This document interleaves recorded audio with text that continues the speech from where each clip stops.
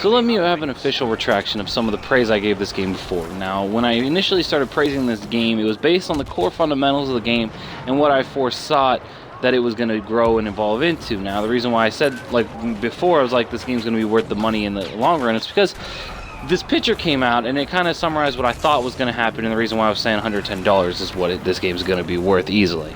So what it is a picture of 5 DLCs, you know, it's a mock picture, and it shows just, you know, the 5 different DLCs, and they did something similar to what I would have done. Now, what I would have done is the first DLC would have came out in early January, and it would have take place in the new movie. The second DLC would take place in the prequel universe. The third DLC would either be space battles, or that'll be the fourth DLC. And, you know, you do space battles and shit like that, and you go to Star Destroyer fighting or some shit. And then you would have some type of map take place on the Death Star. And that's what I would have done for one of DLC. And then the other DLC would either be more current time set of the game the way it is now, or more prequel maps. I'm not really sure, something like that. But that's what I would have done. And I was like, man, if they give you all that with this game as the core of it, like, I love this game. You know, I stand by it. The time to kill is fucking amazing. The balancing minus the DL44 as far as the primary guns is really well. You know, all that kind of shit. I was really enjoying this game. The map design is fucking phenomenal in this game, at least on the big game modes. You know, a lot of this game I love.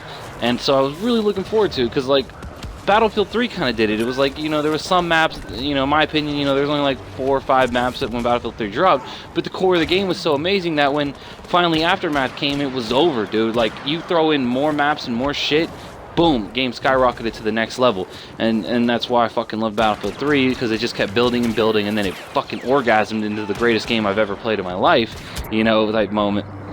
But, you know, back to my main point, though, is I'm officially retracting what I've said before. You know, this game really isn't worth $60. I split it, so I paid $30 and my friend paid $30. So, I mean, it is kind of worth $30, because that's what I paid.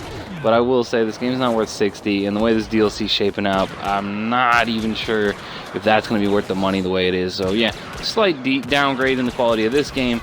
Moving over to Rainbow Six Siege for a little bit, but I'll come back to this game when some DLC comes, and maybe I'll put up vids here and there of this. But yep, that's a slight retraction. Make it jizz. Oh, and the Worm King confirmed Gangster Aaron isn't a farragut. But, yeah. But peace out, guys. Faggot using DL44. Wait, I'm using DL4. Dang it, I suck.